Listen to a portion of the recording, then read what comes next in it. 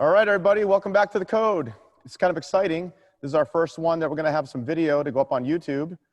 Rich McKeegan, AKA The Scarecrow, is with me, live from his house. Everyone. Yeah, exactly. And I'm really excited about this one because this guy is next to Pedro Sauer and, a handful of other people in the world. This guy had probably the most influence over me in my jiu-jitsu journey than any other person. And he signed my black belt right along Professor Sauer, was there for it and everything. So great respect for this guy. Keith Owen, how are you, Keith?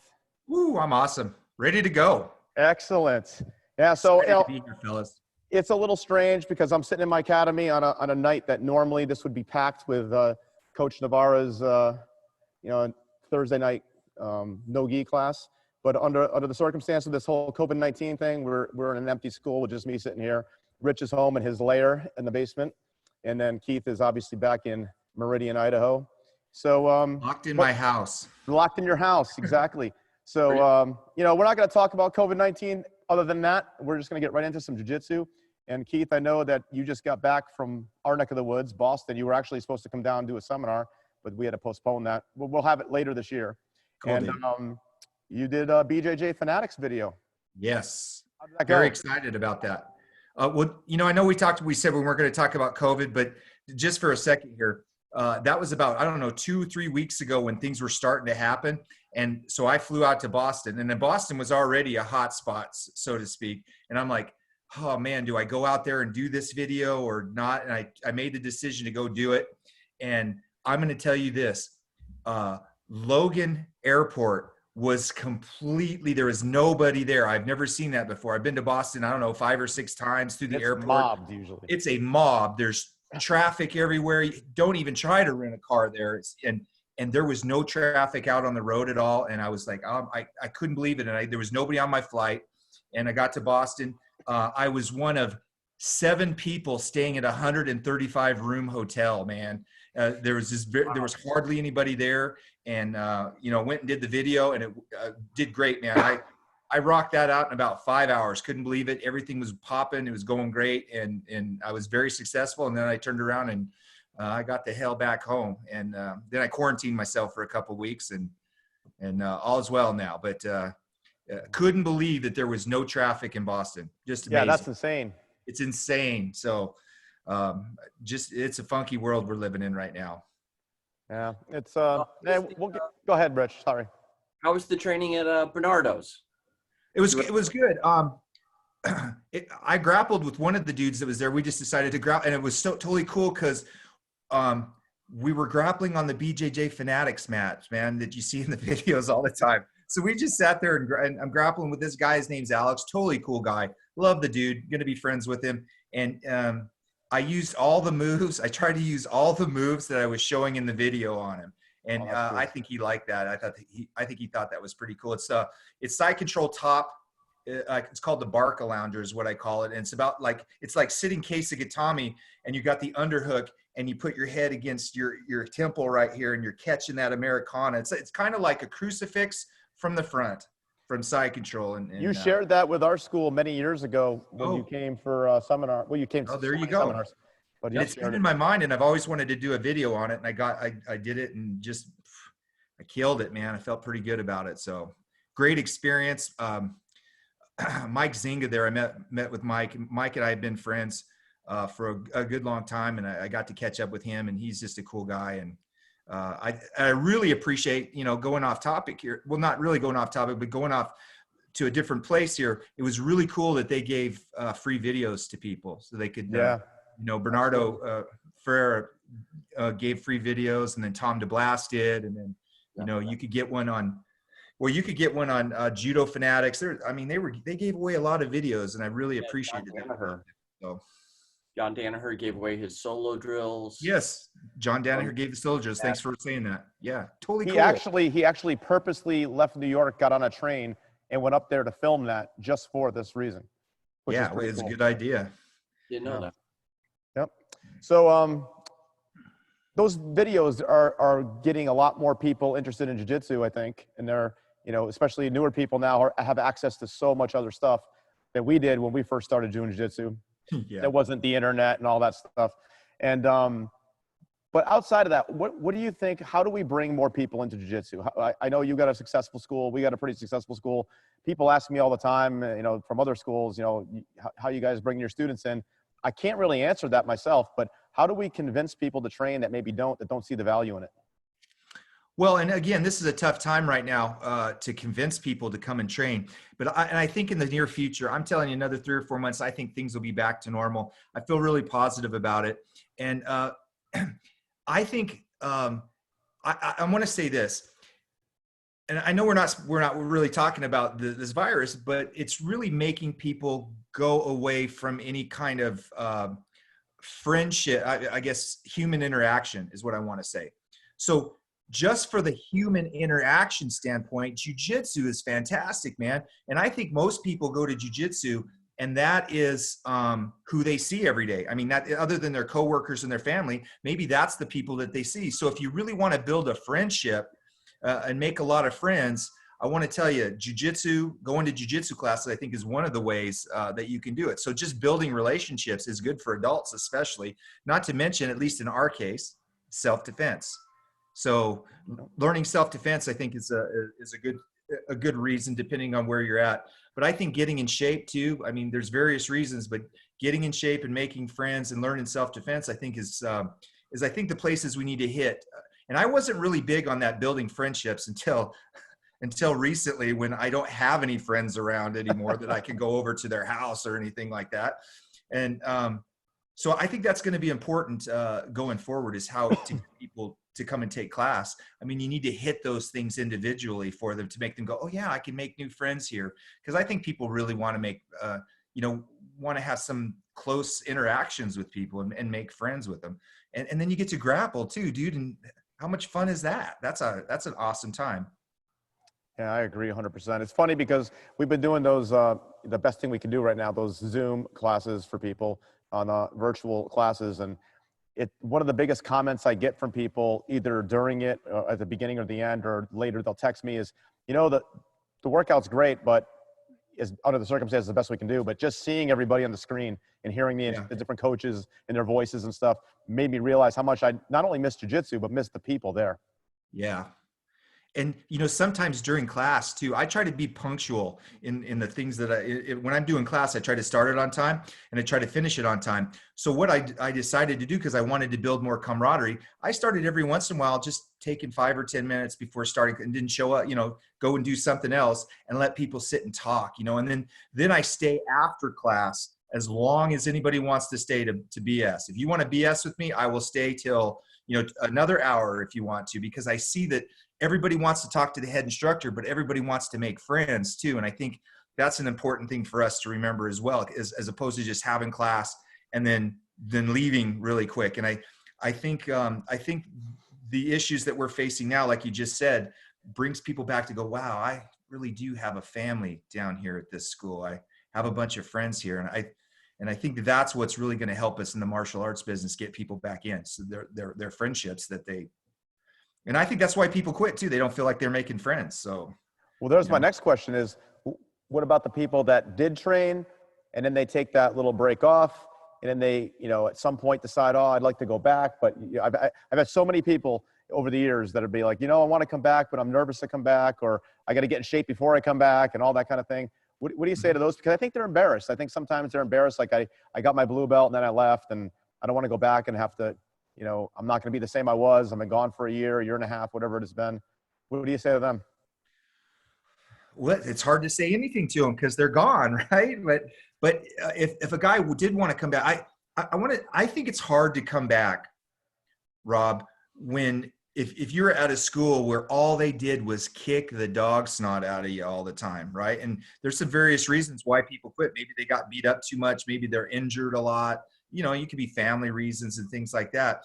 I think as just speaking from a business owner standpoint, the more that we can get, the more we can reach out to those past students. I think that's upon us too, is reaching out to past students, inviting them to come back in, but getting them back in and helping them to get back into the swing of things. I think that's going to be big in the future.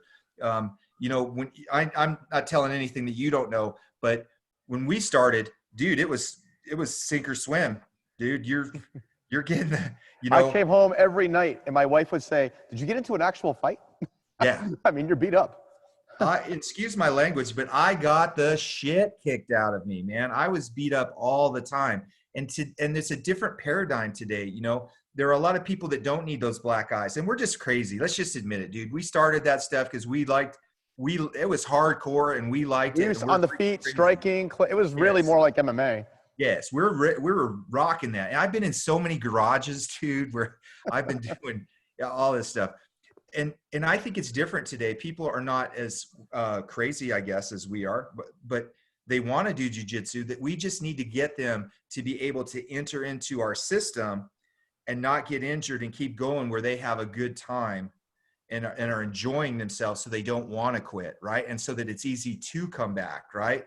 I think the easiest way for that is for us to keep constantly reaching out to old students until they tell us to F off. I mean, really, you just keep reaching out to them until they say, "Hey, look, I don't want to do jiu-jitsu anymore. Please quit contacting me." Okay, got that. Until you get a restraining order put against you. You got to get a restraining order, dude, because I got to get you back into jiu-jitsu. You're a blue belt, dude. You need to come back, right? And then blue belts come back a lot, actually, and I see them. I try to give them private lessons, and get them back into going, and just jump back in, dude. That's what you need to do. But don't quit.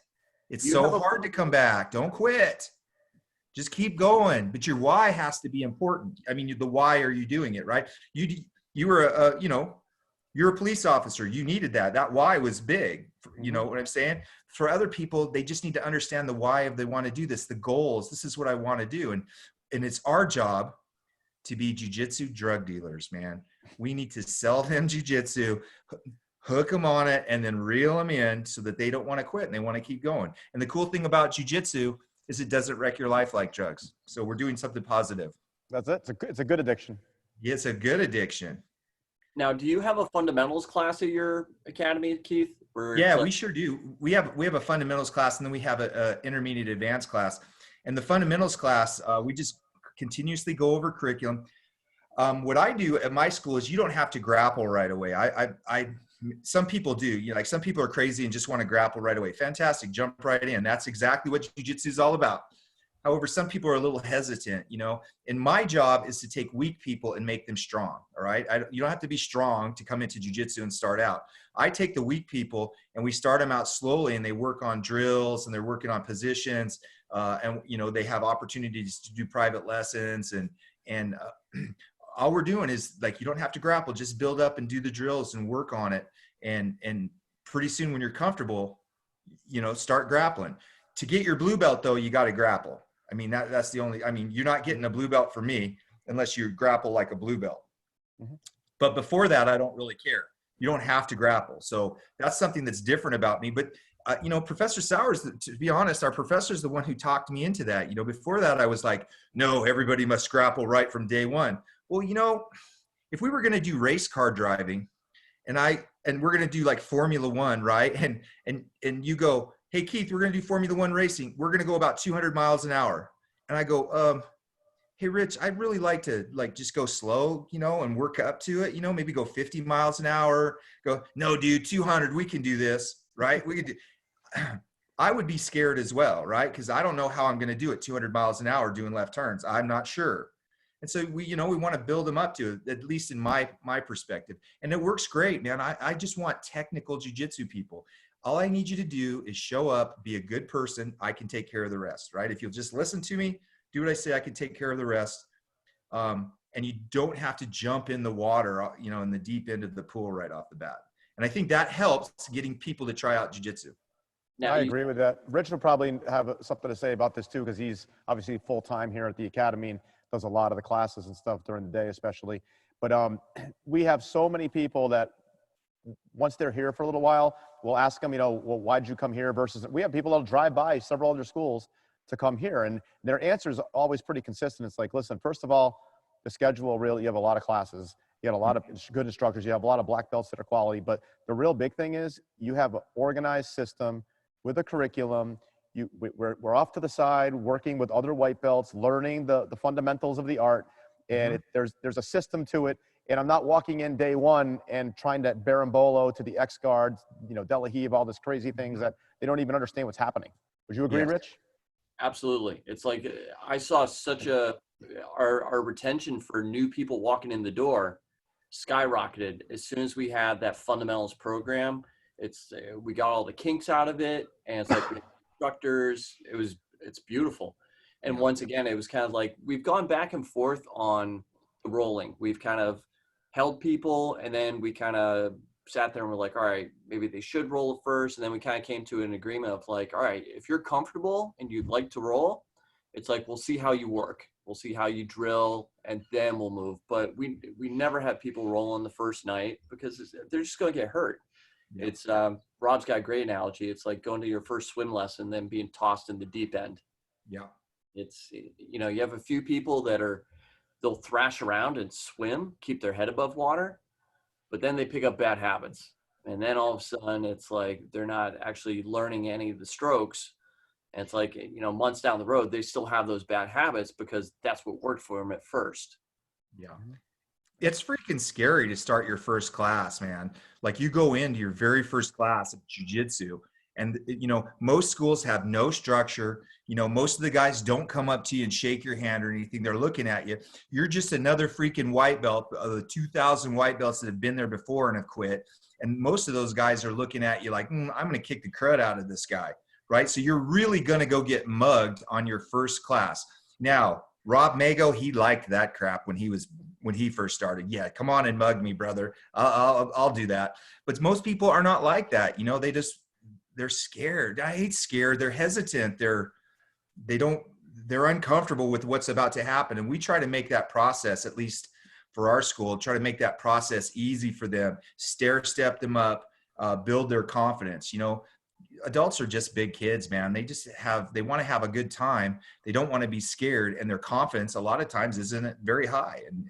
And that's our goal. I think that's our goal as instructors, is to build their confidence and do it in a professional way, because we're professional martial arts instructors, man. We don't just throw people in. And you wonder, how come my school never grows? How come I still have the same 30 people that I have a different 30 people because the other 30 people quit? It's no way, right? And those are the schools that are going to survive after this, the ones that will help people to come in and try jiu-jitsu, because people want to, man. They see UFC and they hear about jiu-jitsu, and Joe Rogan has really been a big help in promoting it. And a few other people, the Navy SEAL guy, I can't remember. Jocko. Yeah, Jocko. I mean, he's been helping to promote that too, and people want to try it. I can't believe how many people I have gotten in my school because of Joe Rogan's podcast. People just want to try it. Never did the jiu-jitsu, but yet in today's society, man, we have a lot of weaker people emotionally and physically, and it's okay. I will take you and I will teach you jiu-jitsu as long as you just keep showing up, and it's my job to make it fun every single time. And that's how we're going to get people to stay and to come in and try jiu-jitsu. The schools that get out of people, I don't think they're not going to continue on that way and have any amount of success, to be honest. And that's the beauty of jiu-jitsu, I think, is that it doesn't really matter if you're short, tall, younger, older, athletic, non-athletic. If you stick with the program and you have a quality instructor, you go through the process, it's going to work for the person that's a nice guy just as much as the person that's a bad guy. It's neutral, completely neutral. Do the work, you're going to get better. And I think, truthfully, most bad guys, and I don't mean bad guys in a criminal way, but bad guy with the wrong attitude, who, if he gets tapped and doesn't like it, he'll take off. It's a special kind of person. It really is a special kind of person that can get submitted, tapped out by people and like it and still want to keep doing it. And me personally, I don't mind getting tapped out. Go ahead and try to tap me out. That's cool. That's what we're here for. But it's not the end of the world if I do get tapped out. And that's what I want my students to feel like. It's like, hey, Professor Sauer says it's a laboratory, right? We come to the laboratory to test out different methods for success. And sometimes you get tapped out. That's just a method that did not work. And you just cross that off the list, right? And try it again. And so I think a school too that has that, because I've been to a lot of schools where if you tap, you are looked down upon by the whole, like everybody in the, oh, you got tapped by that dude? Oh, I can't believe you got tapped by him. And when you have that attitude of tapping is bad. You shouldn't be tapping. It's wrong. Blah, blah, blah. People aren't going to try stuff. You know, they're not going to try new moves. They're going to try their old tired shit that they've always been using because they've got to have the win because they can't look bad. And that's how people get hurt. And that's how people, I don't like class. Everybody's just, you know, everybody's going full force trying to win. And I can't work on anything and I can't get better. Oh, hell, I'm just going to quit. And that I see that. I don't see that too much at my school, but I see that at a lot of other schools that the bad dudes, you know, the guys who don't like to lose at all and can't, they don't last very long. Yeah. And I would also say that in my experience anyways, if you look at, you know, the number of people that walk in the door, let's just say 30 people walk in over a month and a half, 2-month period.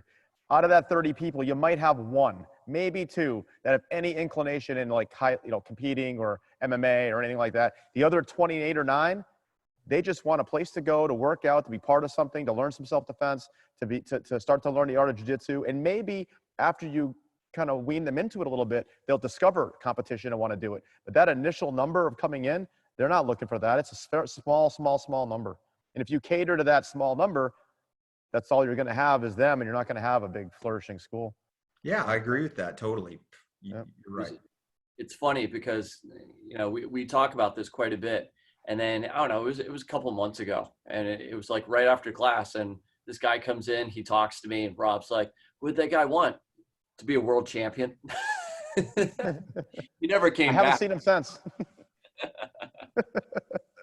Hey, I got to ask you, I never asked you this. And every time I would think to ask, I forget. But your association, Team Rhino, right? And you're kind of, just like Rich is the Scarecrow, you're kind of AKA the Rhino.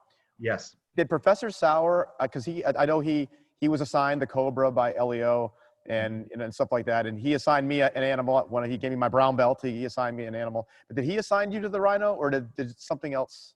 No, Elio Gracie assigned me the Rhino. Really? No. I was gonna acknowledge him. He's right up here. It sounded really good. You know, my students gave me that a long time ago. The reason they call me the Rhino is when I grapple, I'm constantly using my forehead to attack limbs, first of all. So they were always like, God, you're like a rhino. You're just knocking me over. So then they started calling me that. This must have been, I don't know, 15, 20 years ago. Right? And I go, Rhino, huh? You know, and, you know, I'm a big guy. You know, that kind of fit. I'm using my head all the time. Another thing that why I like the Rhino is that rhinos have no natural enemies except human beings. All right. So out in the wild, they have I guess, you know, the lion is the king of the jungle and the elephant's pretty tough too. Well, the rhinos and hippos don't get messed with very much as well. They're kind of the apex top of the food chain. Only humans come and kill the rhino. And rhinos have the thickest skin in all of nature. So, and I got to think in life, you got to have some pretty thick skin to survive. So those are some of the reasons why I'm the Rhino, but Professor never gave me that. You know, he gave me the moniker dumbass a couple times, but that's a whole different story and something I don't want to talk about. But, you know, I got the Rhino from my students a long time ago. That's pretty cool though. That's great. And he is the Cobra though. That's a cool, he's got a cool one. Oh yeah, he does. Absolutely. Absolutely. So actually, Speaking of Professor, he'll be here on September 9th for a seminar, and I believe you might be coming out possibly. Yeah, I want to come up there. So I'll be there. I missed the last one, dude, and it sucked, and I felt guilty about it for a good couple of weeks after that. I just had things going on, and I couldn't get away, and I'm not going to let that happen anymore because I was going to go see him in Portland last weekend, and of course that got canceled. So it's like I got to see him in Kansas City. Wanted to see him 2 or 3 times this year, you know, just so he could see me a little bit more. And so I'm going to come up and hang out with him. It's a special place, your school. So I appreciate that. It's a good place to see Professor. So because of guys like Rich, probably the best one he came. And congratulations on your black belt, by the way. Appreciate that. I missed that. I would have seen that, but I wasn't there. That would have been nice. That would have been nice because honestly, I think I've attended more of your seminars than anyone else. Yeah. Oh, great. Probably That's like awesome. 8 or 9. So more than anyone else, I've gone to your seminars. So that gives me even more regret about missing your black belt. I'm trying to make you feel bad. I can't feel any worse than I was, but I'm coming into this one. So I'm going to be there. It's funny, you did one here, it's a few years back now, but you did the whole series with the collar choke. You have the aircraft carrier landing and the hook and all that. Yeah. And Jerry Navarra, one of our black belts here, still to this day, every once in a while, that was the best seminar I've ever been to. Oh, really? Yeah, he absolutely thought he was loved it. Was that at Blackbelts for Butterflies, Rich? That was the first Blackbelts for Butterflies that Keith taught at. Yeah, I thought it was. Yeah. Well, have Jerry say that. That's fantastic because that guy's a wrestling judo monster. So I totally respect everything that he says. So I appreciate him doing that. Jerry is a very unique, very rare guy because, like you said, he's a wrestling coach. He's a judo black belt, Japanese jiu-jitsu black belt, Brazilian jiu-jitsu black belt, and a cool guy. Teacher. He's a teacher and a great person. So I met him many years ago. Came in, wanted to start doing some jiu-jitsu with us. He was a judo black belt already, and he's been with us ever since. Him and Mike Rossi, those two, and of course Jimmy Kodges. So, which he says hello, by the way. They all do. I love that guy. Yeah. So Jimmy's got the coolest house. I just got to say that coolest house, dude, ever. Great house with the pond there. Oh man, totally love his house. Anyway, sorry. That's all right. All right. So I was thinking about this, and here's a little social media kind of BS that was going around from a movie, which I thought was kind of interesting because I thought back to a story you told. So the last Quentin Tarantino movie came out, Once Upon a Time in Hollywood. Have you seen it? I have not. So there was a big ordeal about the fact that the portrayal of Bruce Lee in the movie. Mm-hmm. And I remember a story you had told about Bruce Lee. Yeah. And I was kind of like, okay, that's because they didn't portray him in a good light in the movie. And they said that was, he wasn't, a good guy and a bunch of other stuff. Not so much a bad person, but just very, what's the word? I can't even think of. Ornery, hard-nosed. I remember you telling a story about how you sat there and there was a black belt and you went to his academy and he had trained under Bruce Lee and you had a conversation with him and you said, how was he? And he was like, I probably, first of all, one of my instructors is a man named Joe Cals, and Joe was a former student of Bruce Lee's. All right. So I'm intimately close to the stories about Bruce Lee and about what my instructor told me, all the stories about him. Okay. And Bruce Lee is a very accomplished martial artist. He is the real deal. He didn't do jiu-jitsu because there was no jiu-jitsu at the time, but he was doing wrestling. He was an all-around kind of guy. All right. And he was very fast. Joe tells me stories about he was literally lightning quick and super fast. And I'm trying to be politically correct about this when I say it. He was a very hard-nosed man who wanted perfection all the time and was driving himself continuously, and he expected perfection out of everybody that he was working with. How's that? That was pretty good. Don't you think that? So here's the story, if I can tell this, and this is a true story. I am not making any comments about Bruce Lee from Keith Owen. I'm telling you what somebody told me. Okay. I'm literally at a firearms training session is what I'm doing. All right. So this is a firearms class. All right. It's not, and this dude I was sitting there with happened to be a martial arts guy. He was an older gentleman. This happened, I don't know, 15 years ago, perhaps. And I'm sitting there and I'm talking to this dude and we're talking martial arts and everything. And he goes, yeah. And I did some time training with Bruce Lee. Well, obviously my background is of a student of Bruce Lee, gave me my black sash. All right. And so I know what's up. So I go, hey, well, tell me something about Bruce Lee.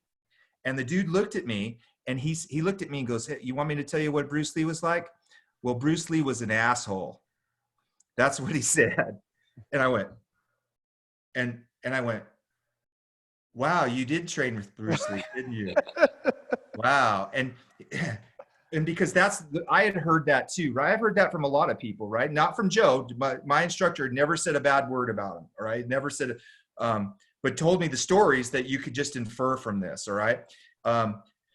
He said that, yeah, when this guy, when he's talking to me, I was in California training, and I had met a friend, James Lee, who was a student of Bruce Lee's, and that's how they connected. So this guy had gone over to Bruce Lee's house or James Lee's house, one of the two, and Bruce was teaching classes. And he's going, yeah, and I'm learning this, and things are going good. And this guy's a white dude, by the way, just a regular, everyday white guy who just happened, like my instructor, just happened upon Bruce Lee and started taking lessons from him. And he goes, I was doing pretty good, and things were going good, and I thought I had a natural ability of this. And so I'm doing this, and Bruce came up and we touched hands, it's called. We're in the Jeet Kune Do way of trapping hands. And we touched hands and we started going, and I started doing pretty good. And Bruce Lee was going for it, and then started going harder and harder, and then we started fighting. And then Bruce just went so fast that he just started kicking my ass. And the guy goes, I wasn't really trying any harm. I'm just trying to be a good student and practice. And when he turned it up, I turned it up a little bit. And so Bruce Lee stopped, and he goes, you get out. And he kicked him. He goes, and I got kicked out of training by Bruce Lee. And I go, congratulations on that. And so he goes, yeah. And I was out for like 2 months, and I really missed it, and I wanted to come back. So I came back, and I sulked in there, and I talked to Bruce, and I said, hey, can I come back? And Bruce says, okay, you can come back. That's okay. And so he started training again. Bruce took him back. So the kindness of Bruce Lee was, he's really a hothead, is from what I understand. And I'm not trying to be derogatory at all, because he's a great man and I honor him. But he was a hothead, and he, had little patience, and you had to do it right. And you couldn't show him up in the sense of you're trying to beat him up when he felt that you were doing that. So anyway, that's why that guy got kicked out. And I'm having just a great time listening to this freaking story going, holy crap. And he goes, then Bruce left and started doing his Hollywood thing. And I was left with James Lee, and we were practicing, but it wasn't really the same after Seafood Lee had left. And pretty soon everything just went away. But he goes, that's my Bruce Lee story. And I'm probably one of the only guys who's ever been kicked out of martial arts school by Bruce Lee. And I go, wow, that's a fantastic story. But he's every bit as fast as they say. He's every bit of badass as they say. So the legend is true, gentlemen. And I have great respect for the man. And, a lot of great men are not, maybe not people that you like personally, but that doesn't matter. They're still great men, and he's one of them. So yeah, I think that they're probably a similar characteristic to a lot of people that make it to an elevated status in whatever they do, because they're driven to do what they want to do, and they don't have really a lot of patience for people that don't want to put the work in. Yeah. So.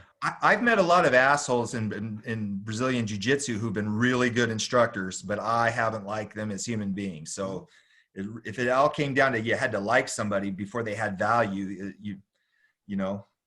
I don't know. You better like everybody. So Rich and I went up to Foster's school a few years back, and James Foster, and we went to Bruce Lee's grave, Bruce and Brandon.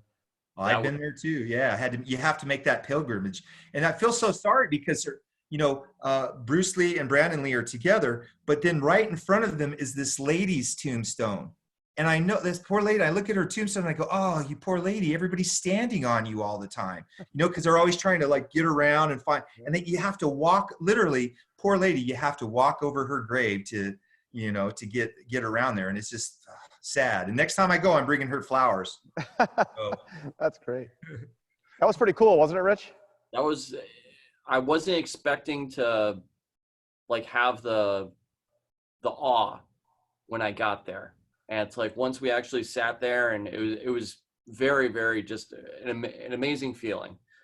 It's a very nice a pleasant little graveyard, if I can say that. I don't know if graveyards are pleasant, but right in the downtown student district of Seattle, it's just really cool. So you have to go in and sign the book. Yes. To visit and stuff. Yeah, it's kind of neat. So it's obviously I've been doing this for a long time with law enforcement. Teaching law enforcement jiu-jitsu type techniques back when people were very how should I say this, not very receptive to it back in the late 90s, early 2000s when we first started introducing it to them. I got so many comments from the older timers at the time. I've never found myself on my back before. Why would I want to do this?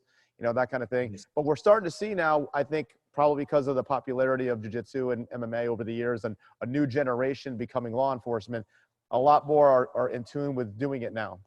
And now, of course, with organizations like Blue Line BJJ with Bill Krieg out in Wisconsin, you got Ari with and Jay with Invictus, and there's a lot of other ones growing. I think that, with social media and the connection of everybody coming together with it, it's really improved quite a bit.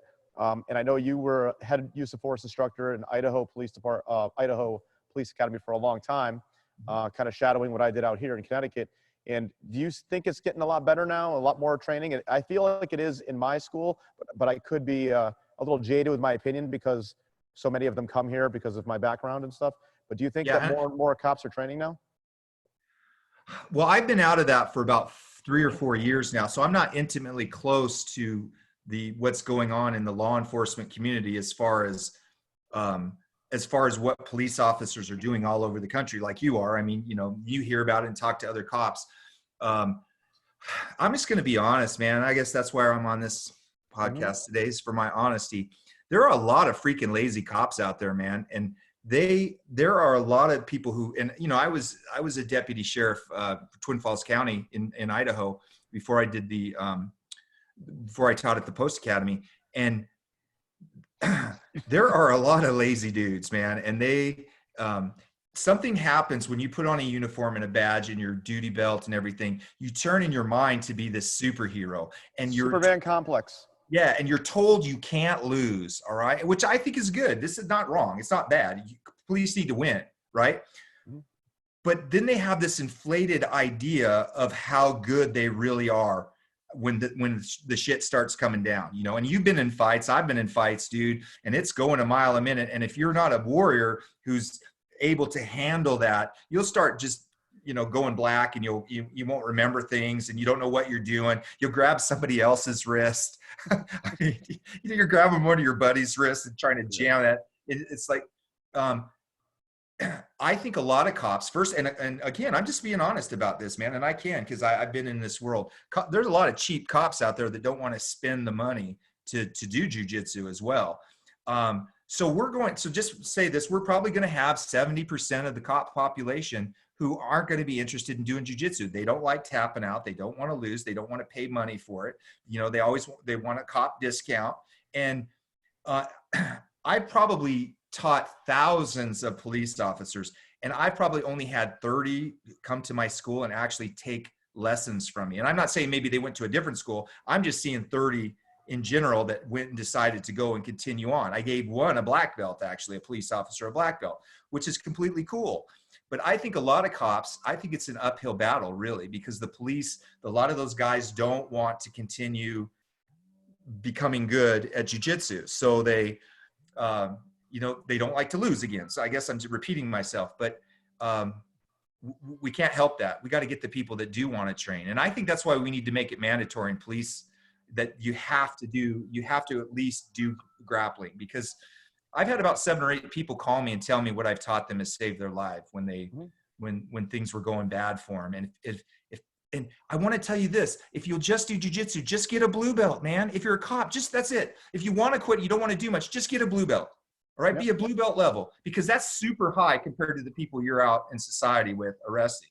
And if all cops were forced to get that blue belt, and you got paid more money if you got your blue belt, right? I mean, make it a financial thing. You will get more money if you get this blue belt. You'll see a lot more cops doing that, right? And they can do it on their, on time, whatever, they get reimbursed for their classes. I think we'll see a lot more cops, but we're going to get who we get. And it's very important for guys like you, guys like Ari, to those people that want to try it out, to find a good school, to get in there, because it'll save lives. And, in today's day and age, man, with everybody's got their phones out now, it's not just arresting a dude, it's how you look arresting that guy, right? Everything's got to be perfect. And you got to put him in cuffs magically without touching him almost, right? Oh, you're hurting him, quit hurting him, and the better you can do that, I think the better you look. And quite frankly, the higher ups, the brass, you know, they're going to have less lawsuits. There's going to be less lawsuits if people are trained in jiu-jitsu, right? You won't get sued. And I was telling Ari this the other day, that if you were like your chief and you cost the department $1 million in a lawsuit, would you keep you as a police officer, or would you start having question marks about this guy? And you go, you know, you start costing $1 million. Are you worth $1 million to the department? I hope so. You know, I gotta, when I was, it's gotta be about 10, 11 years ago now, myself and another guy made an arrest on a DUI. And there was, ended up becoming a federal lawsuit. They sued for $14 million in federal court. We went there, and it was a brutal week. Like they tried to make us out to be these rogue renegade cops. They actually called me that in the stand, a rogue renegade narcotics detective. Nice. And that I was, they put up my website of my academy on the bolt. Nice. Yeah, on the thing, and that I was trained and all this, and I was trying to use my, you know, skills to show off or something like that. Anyway, to make a long story short, at the end of the week, the jury came back and they gave them nothing, not even a penny. And they actually, the defense attorney knew that was coming and requested, he went from 14 million to 6,000 to cover his own expenses. And they said no, they weren't giving him anything. And they said it took them longer to decide whether they were going to get lunch than whether or not we were going to be guilty or not. And they said later it was because they felt that we were really highly trained in comparison to the normal officer. And the other officer actually is a Brazilian Jiu-Jitsu black belt as well. Yep. So the two of us together, yes. You know, and the chief was like, man, that was fantastic. But I will say, and I think Rich would agree, if I was to, I get what you're saying. There is a lot of, there is, I agree. But there's also other reasons. And, you know, they don't want to, there's departments that don't have light duty. They don't want to get hurt in training, and the guys are trying to rip their arm off in a lot of schools. They're not schools like yours and mine. So their first experience going somewhere, there ends up being some dirt bags in there that they deal with in the streets and stuff. And, you know, they end up, if they find the right school, I think it's a way better situation for them. Scheduling wise, not every jiu-jitsu school has daytime classes and stuff like that. So there are other reasons, but I think in our school, if we were to do a poll of, you know, profession, you know, classify people by profession, we've got, you know, all kinds of professions, but the number one profession is law enforcement. That's awesome. Yep. So, Good. I mean, there's way more law enforcement training here than there are accountants. Something I always thought that you said, Rob, was something really good, was the fact that, like, what if it was a prerequisite, like your associate's degree? So you get part of your degree program before you even go. It's like, shit, while you're doing, you know, an associate's degree and you train, there's 2 years, there's your blue belt associate's degree, and you're in.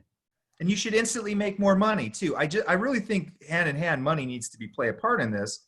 And that would motivate a lot of these dudes to do it. You know, again, I just think a blue belt, man, that's all you need. Just, if you don't really like it, just get your blue belt, call it good. And you know, black belt's better though.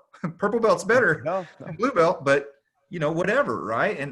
And I think if we did that, I think our police would be, have a lot more tools, because the guys that I've trained, they go, oh, yeah, I got in a fight the other night. I go, how'd it go? And they're like, it was too easy, you know. And I love that. It's almost unfair. One guy gave me a great example. He's a purple belt. He's like, you know, it's kind of like, he's a big firearms guy like you and me, and he's like, imagine they had a musket, and I have an AR with holographic sights and all the tactical training, and, you know, it just that different. Yeah. And, well, I'm going to say this, the last thing is, it's so awesome that you can kick everybody's ass in your department. You know what I'm saying? You're like, yeah, even, you know, so I ain't taking any shit out on the street, and in my department, no one wants to mess with me, because I'll tune them up.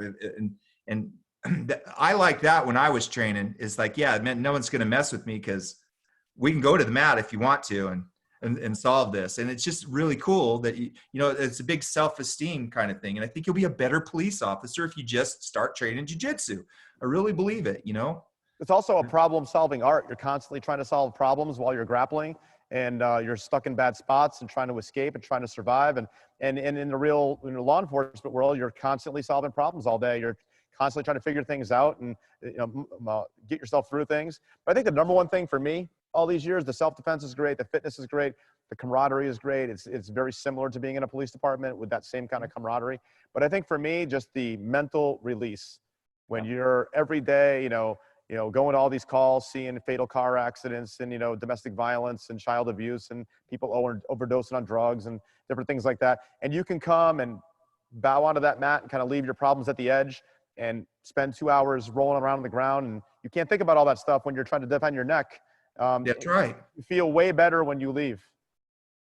Absolutely. So I look up to you guys. I appreciate you guys, doing that, getting more police officers in jiu-jitsu. I think it needs to happen. It's just I feel like it's an uphill battle. And I mean, we just got to get the ones that want to do it and get them, like you said, into the right schools where they can train. And your school is definitely one of those. I'm not just saying that. Your school is really awesome for cops because there's no scumbags there that they're going to have to arrest later, right? And that's another big problem. It's like they go to some of these schools and like they're like, yeah, I just got out of the pen. Well, you don't really, as a cop, you don't really want to go grappling with those guys that you're going to be doing business with. You know what I'm saying? So you have a good environment for that. And I totally appreciate that. Rich will appreciate this story. This is probably the most extreme scenario because there's been other scenarios, but we had a guy come in here. It's got to be, I don't know, maybe Rich might remember 3-4 years ago now. So a guy comes in and he comes to a class or two. And I always, I'm allowing them to try us, but I'm also trying them, if that makes any sense. And I realized right away, this guy is not all there. There's something wrong with him. He's a bad, I don't mean bad guy like he's going to go rob a bank. I mean a bad guy like he's going to kill somebody, like he's a bad guy. And I wouldn't let him train here. I told him, go somewhere else. Yep. And I got a little bit of flack from some of the, maybe we can help him type of thing, No. And I'm like, no, dude, this guy is, I'm telling you, I interview bad people all the time. I was major crimes detective at the time. I'm like, this is a bad freaking guy. And it was another school took him. And what was it, Rich? Maybe a year later, he murdered his mother. Yeah. Shit. Matricide. That's very rare too. Murdered his mom. So, well, you called it. Imagine being the school that trained him. Yeah. Oh. Because here's my thing, as a martial arts instructor, and I know you believe this as well, and I know I hear this from Professor Sauer many, many times, you have an obligation to make sure that what you're handing down to quality individuals that aren't going to use it for wrong reasons. Yes. And I'm not saying that everybody's got to be a saint that comes in your doors. Maybe people have had a checkered past a little bit, but you can help them. But you also got to be careful who you're teaching this to because it is very effective. And you don't want to be responsible for making a bad person more dangerous. And become the bully, right? That's going to go and pick on people and hurt them. That one's on you, right? So I totally agree. 100%. So when you do come back, we got to go see the Red Sox again. Oh, absolutely. Dude, absolutely. This is what's killing me about this pandemic is the Red Sox aren't playing. And this is baseball time, dude. And I love baseball and I love the Red Sox. And now I'm bored as hell, dude. Last year I saw every game. I watched every game on MLB.com. So, now I'm watching nothing. Yeah, some big trades though over the winter. Yes. So we're going to see what happens. We got to go to a Red Sox game though. Absolutely. Yeah. We'll bring Rich with us as well. I'm still trying to get over Brady. Does it hurt a little bit? No, that hurt a lot. That didn't hurt a little bit. That hurt a lot. Yeah. But it's going to be even worse seeing him in a Tampa Bay uniform. That's just. Yeah. I have a little bit mixed feeling about it because obviously I've been a Patriots fan a very, very, very long. I remember Grogan and Eason and Andre Tippett and Irving Fryer and all those guys long time ago before anybody else. We lost to the Bears in '86. The Super Bowl shuffle. Chicago Bears and lived that whole life all growing up where they sucked, absolutely. Oh sucked. Yeah, they sucked. Yeah, sucked. And then finally, had those shitty helmets too. Oh, it was. I kind of liked the tripod, but did you? But anyways, then my son Alex, we have 3 boys, just like you, and your oldest is Alex's, right? Too, right? Yes. Yep. Yeah. he gets born, and from the moment he's born, they're winning the Super Bowl like forever. And he had a completely 180 experience with the Patriots. And now he's about to enter some dark times, I think. Yeah. So I said, we'll see if you're really a fan or not.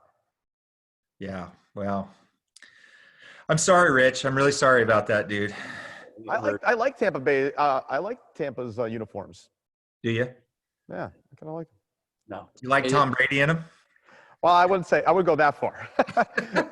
Although, you know what? I wouldn't mind going down there. I'm already thinking ahead. Go down there, see a Tampa Bay game, and see Rob Kahn. He's right there.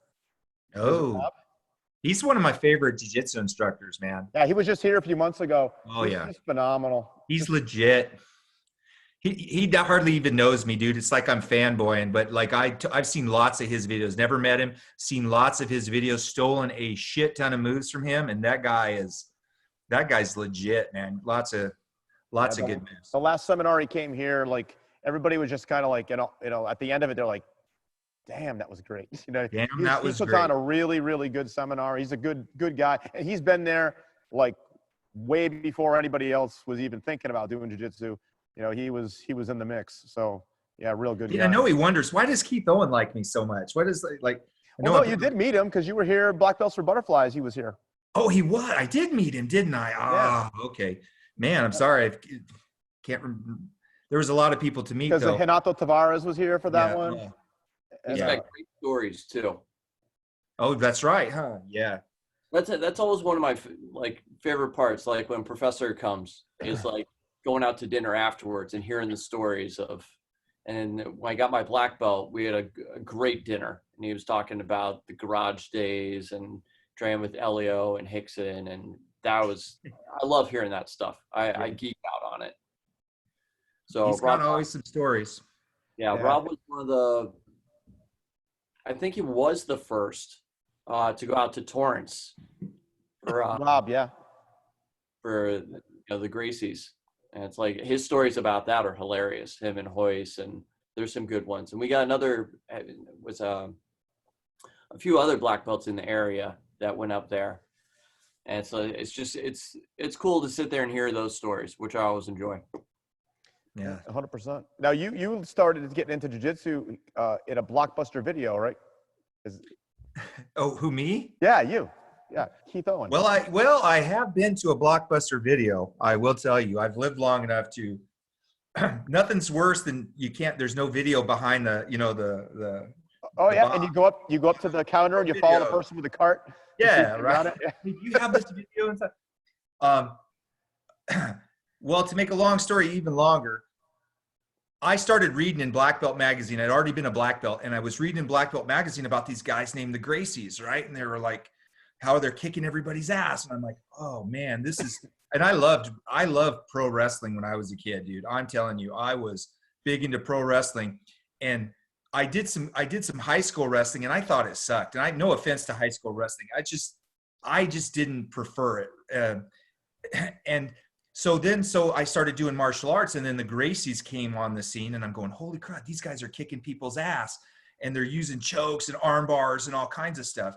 And so I went, wow, I've got to learn this. So I looked, and there's only the Gracies in Torrance, right? There's Craig Kukuk and Henzo Gracie in New York. And that was really all I could find. And I think there was Carly Gracie in San Francisco or something like that. And I couldn't find anybody else. And then I came, so I put it on the back burner, I guess is what I'm saying, right? I knew about him, but I didn't know how I was going to go training. So I walk into this place called Mel Quali's Electronics. I'm selling advertising at the time. I'm like 23 years old, young kid selling advertising. And I walk in to Mel Quali's Electronics. And what I'm doing is I'm just dropping off a video, not even my client, don't know these people, doing it as a favor for one of my coworkers, just delivering it. I walk in. This is how weird life is, man. And this is weird. I walk in and I walk up to the front counter and I put the video on the deal and I say, hey, is Mel around? I got to give him this. The dude behind the table there, he's looking at me, and all of a sudden, like literally out of the blue, he goes, hey, have you ever heard of the Gracies? And I'm like, boom, Twilight Zone, dude. It's like, this is just in my heart. I didn't tell anybody or talk to me. He goes, "Do you ever hear about the Gracies?" And I went, and I'm wearing a tie and everything. And I going, yeah, man, I've heard of the Gracies. I do martial arts and I know about him. He goes, "Hey," and he looks sideways like we're doing a drug deal, right? He's like, "Hey, dude, I have this video of them fighting. You want to see it?" And I had never seen the Gracie in action before. And I went, "Oh, hell yeah, I want to see this." And he goes, "Hey," he goes, "Well, since this is a TV store, I got a lot of VCRs. It was VCRs at the time. Some people don't know what those are, but the VCR." And so he takes the VCR tape, the VHS tape, and he puts it in, and we sit there for a good 30 minutes, 45 minutes. I don't know how this guy stays employed, but we're just sitting there watching these guys fight. And I'm like, oh my God, I've got to do this. And so when we're done, I go, "Hey, dude, I don't know how this all happened here, but if you're interested, I'm going to go find a place to train with the Gracies. Do you want to train with me? And we can train together since I don't have anybody to train with." And he goes, "Absolutely. Well, I'll train with you. I'd like to learn jiu-jitsu, no martial arts background whatsoever." So I find Master Sauer. He's professor at the time. And I find him up in Salt Lake, and I say, "Hey, dude, I'm going up to Salt Lake, or going down to Salt Lake. You want to come along?" And so he couldn't at the time, but I started going, and then I'd come back and I started teaching him. And his name was Dean Heileman. And so we start training. And so over the years, to make this long story short now, he gets his black belt, but Dean had cancer. He found out he had cancer about 3 or 4 years before he got his black belt. And he had cancer, went to chemo, still started doing jiu-jitsu, still kept going, was grappling, even on chemo. Dude was just super tough. Professor gave him his black belt, and he died about, I don't know, 6 months after getting his black belt. Very sad, very, Professors told me that story. He said that it almost like the path to get his black belt prolonged his life. Yes, I believe so. He stayed alive to get his black belt, and then he deteriorated quickly after that. And, it's very sad. I don't want to make light of it, but dude, if you're going to die, at least he got his black belt. Thank God that Dean got his black belt before he died, because it just would have been super sad if he'd have died before he got his black belt. And I think that, if there is a God said, "Hey, I'm going to let this dude get his black belt before I bring him home." So, it was really cool. And his path went directly through me, dude. But yet my path went directly through him. Just an amazing, can't believe it. Like, when you're ready for something, it will make its appearance. It's pretty funny because when I was a young kid, like 7, 8 years old, I went to a school, my elementary school, Killingly Central School, and I had a friend, Matt Benzie, and we grew up together from second grade all the way through. And he comes to me and he tells me, "Hey, they're going to have judo after school, twice a week here, right here in the school. You just got to go to the class." So we started doing that together back then. And then, a couple of years go by, the instructor actually passes away, Lenny LeBlanc. We ended up, they kind of closed down the program, and I didn't have anything for a while. And then I ended up starting to train later, as a teenager and other things. And then, Matt and I were friends, we still are to this day. Then years go by, we graduate college, we both become cops, different agencies, but both become cops, and we're still in communication. And one day I get a text from him. He's like, "Hey, I want to go check out this jiu-jitsu stuff. There's some guy doing jiu-jitsu. If you want to go." And I'm like, "Yeah, sure." So I go with him, and he introduces me to Jimmy Kodges. Nice. Isn't that kind of funny? Like crazy. And we go up and we do, for like a night, because Jimmy was like a little bit ahead of me. He had already kind of started, and takes me under his wing. And Matt only went that one night, Oh. but because he had so much other going on and everything, and it was kind of a really far drive for him. And then he made the connection for me early on in my life to martial arts. And then many, many years later, out of nowhere, "Hey, come with me and let's go see this guy," and introduced me to Jimmy. And now, of course, Jimmy and I have been, friends for 20 plus years, black belts together and everything. So it is kind of cool. And Rich has an interesting, you started, you were bartending, right? Yeah, I was bartending, and we went out to Vegas to watch a fight, a UFC fight. It was actually a bachelor party. I had never met the bachelor. He didn't even get on the plane. It's like he freaked out and anxiety, didn't get on the plane. So we went out to Vegas. Totally understandable. And went and saw a UFC fight. We got back, and my buddy's like, "I'm going to start doing jiu-jitsu." I'm like, all right, sure. And I'm just like, we had played soccer together, and 2:00 in the morning, he would lock the door. We'd clean up the bar, and then he'd start kicking the crap out of me on the linoleum floor. I did it for about 2 months. And then finally, I'm like, I'm going to start. And that was it. And it's like, I started, and it's like, never took time off and just loved it. He quit, unfortunately. Didn't even get his blue belt, but hopefully he'll come back around again. But did he teach you how to butt scoot too? no, No, that's an acquired skill. oh, is it okay? I was just checking. I don't know. You might have missed it, but someone put a post up, Jerry Lashway, one of our black belts here, of Rich doing a throw. So it's a picture of it. Yeah, it's not photoshopped. It's a legit throw. So we can't call him the butt scooter anymore. So wow, dude. I always get a kick out of that. You know, people are like, you want to get it to the ground. What's the fastest way to get to the ground? Sit. Just sit down. No, sit. So it's like, how do you argue that? I don't know. Yeah. Perfect. I don't know. I kind of think like, I look at the guard like, I think I said this to you last week, or somebody I did. I look at the guard kind of like my emergency parachute if the first one didn't open, or almost like I have car insurance. I think we were talking about this the other day, Rich and I have good car insurance, but I don't wake up every day and say I'd like to use it.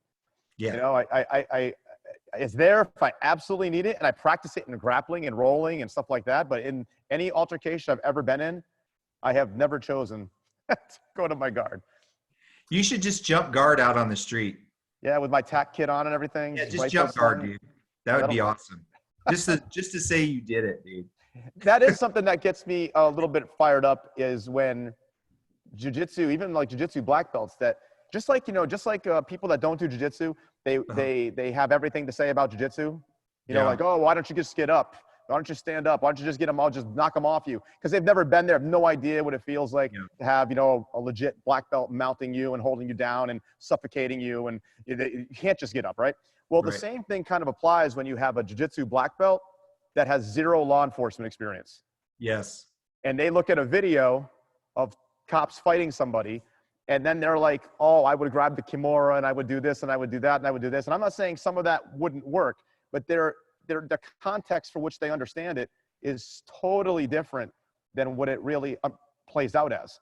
Because, they don't, when they're in class, they're not worried about the guy having, AIDS or hepatitis, or, having a syringe in his pocket you're going to prick yourself on, or, biting you or eye gouging you or spitting on you, or, their buddy coming up and kicking you in the face while you're trying to get them down on the ground, and dogs attacking you. The ground is not soft like mats. You did a whole thing at Foster's. At Foster's, remember that? Where you opened the back door and you brought everybody outside? Yes. And you said, hey, we're going to do jiu-jitsu out here, man. We're going to do it out here. And everybody looked at you like you were nuts. But the thing is, like, it's totally true. Like, if you don't understand, you haven't walked in those shoes, it's extremely difficult to be a judge. Yeah. Hard to double leg somebody out on the street too, man, when you're slamming your knee on the ground. And that's why all the clinch takedowns. That's why the Gracies always did the clinch takedowns. What's that, Rich? Say that again? That's why I don't do the double leg. Not realistic. Yes. Well, I ain't saying nothing about nothing, but you could be right on that. So yeah. He just likes to, instead of hurting his knee, he hurts his coccyx bone by dropping to his ass. Well, hey, Keith. His perineum. Exactly. We got to have to do this again sometime. But this was great. Yeah, I had a good time, man. This is fun. Plus, I miss talking to you. I haven't seen. Yeah. We haven't had a good BS session in a long time, and now everybody's heard our BS session today. Oh, this is the BS shit we would be talking about if we were right here in the same room. Oh yeah. The best BS session we ever had. Do you remember? I brought you to Plan B in Glastonbury, Connecticut. My wife and I and you, in the burger place. Yes. Remember that? Yeah. And we talked about UFOs and Bigfoot. The whole 2 hours. And she thought we actually got home. And we're getting ready for bed, and she's like, he's nice, but he's nuts. With the whole, crazy a little bit. I'm like, no, he's not. That was like one of the first times she met you. But that was a great conversation. I'm not nuts, dude. Aliens talk to me all the time. Okay, so I was going to say, it's the aliens. You don't believe in Bigfoot, but you believe in aliens. Well, let me just say this. If you watch one of those universe shows where they're talking about stars and how many trillions of stars that are in the universe today, right? there's got to be one with some kind of intelligent life on it. I mean, just the odds of that, I would take those odds. But isn't it sad if there weren't anything else in the entire universe but us? And look, like, wow, we are the top of the food chain. We are the highest species in the entire freaking universe. Nah, I just don't think that's the way it is. I just think, you know, never seen an alien and never talked to anybody, never talked to any aliens, but just for the fact of a bet, I would take those odds, man. That's all I'm saying. I can't say who, obviously, but I have a person I know. It's a fighter pilot. Mm-hmm. And they said they've seen some extremely strange things over their career. Super lightning quick, fast, whatever, faster than them, and they're an F-18. So that's, you know, so it is pretty crazy. But I'll ask you this, if there is other life forms similar to us in another faraway galaxy, no, dear is God. there jiu-jitsu there? You'd think, right? But it depends on the body type of the life form, dude. If they're Jabba the Hutt, I don't know. I don't think so, dude. No, really, I mean, like, let's just say there's other humans just like us in a whole other place. Are they doing they would have Kimuras? developed jiu-jitsu? Yeah, I say yes. I have to say yes to this because I love jiu-jitsu, and I just think there's got to be other life forms in the universe. I would not be surprised. I would say this. But having said that, there's no reason for them to visit us, all right? We are not like if they're visiting us, it's to take shit. That's what I'm saying. They're already here, Keith. They're already here. Build the wall. Build the wall. Wow, we're going to need one of those, like, Avengers Build over dome. The dome, you know? They could be. You never know. I'm not that deep into it, but just the odds of it, I would take a bet. Now people are going to think I'm super weird, but. Well, you got the whole Space Corps coming out. You can join that. Yeah, I know, right? See, we're behind the times, but you know, we'll get to outer space eventually. We'll get to Mars. Well, I want you obviously stay safe, stay healthy, and we'll get our schools back up and going, hoping the next month here. And you know, thank you very much for coming on. And yeah, and we're going to get through this. I just want to say this: we're going to get through this in this whole problem. We're not going to die. Okay, I mean. Most eventually. of us. I mean, and I'm not making a joke about it. There's a percentage of people that are going to die from this, but most of us are going to live. It's just going to be painful, man. It's like getting a broken arm. It's not fun. It hurts. And I think that's what we're going through right now. And if you have a business with martial arts, man, get those loans from the government, man. You know, get some money to help you pay those bills so that, you know, we can have jiu-jitsu after this. A lot of schools don't close down. So. I think we'll get through it though. I'm pretty positive about it. At least guys like you and me, I think we're going to get through it. So, and because we have awesome students, I love my students. They're so helping me. I'm not helping them. They are helping me right now. And I am damn well not going to forget it. So I just appreciate it. I think Rich would highly agree. I mean, I've always knew we had a special place and special students, special, you know, people here. But when this whole thing happened, you know, I was like, I don't know what's going to happen here. Like, if they all decide, like, hey, we need to quit or freeze or whatever, like, what do I do? Like, I can't pay for the rent. I can't pay for anything. And they didn't freeze mortgages in Connecticut like like they did in New York. So yeah. I would really be in trouble. And the 99% have just been amazing. Absolutely amazing. Like, I've had people come to me and offered to give money. And I'm like, no, I'm good. We're good right now. I've had students, Rich got one yesterday, called back. He's been kind of out of jiu-jitsu for a little while. And he's like, I want to come back. And what you told him, Rich, like, we're not open right now. And his answer was, I don't care. I want to pay anyways, because you guys have changed my life. You guys really, the academy means a lot to me. And I know you're going through a little bit of tough time. So I was planning to come back. He had a medical thing going on. But he's planning to come back like July anyway. So he's like, I just want to start now. Yeah. God bless them, man. They've been just a big help. So I couldn't do it without them. So just so happy. Thanks for helping this guy out, Rich. Rich is in his lair. If you look, he's got the baby octagon behind him. Yeah, right. I saw that. You saw that? His UFC posters and. Yeah, I saw it. Yeah. That's awesome. The poster right there. That's the one from the Vegas fight. Nice. Oh yeah, that's right. Chuck Liddell versus Rampage. You guys probably can't hear it here, but I actually just looked over. It is so windy and like a storm brewing around me, and I'm in a tin box here. It's getting a little scary. That's awesome. I got to thank my sponsor again, justforpolice.com, Alana Galvin. She does this program where we had her on the last podcast, where she helps police officers and firefighters and military personnel that are buying houses to make sure they don't get raked over the coals. She Awesome. has all the houses inspected and 100% done by the books, and she protects their interests with it. And then when the house is sold and she gets her commission as a real estate agent, she gives them a percentage of her cut back. It's a pretty significant cut as well, in honor of their careers and professions. So It's awesome. pretty cool organization. If you're a cop, take lessons. That's it. Hey, thanks a lot, Keith. You bet. Appreciate All right. you. You too. Bye, Rich.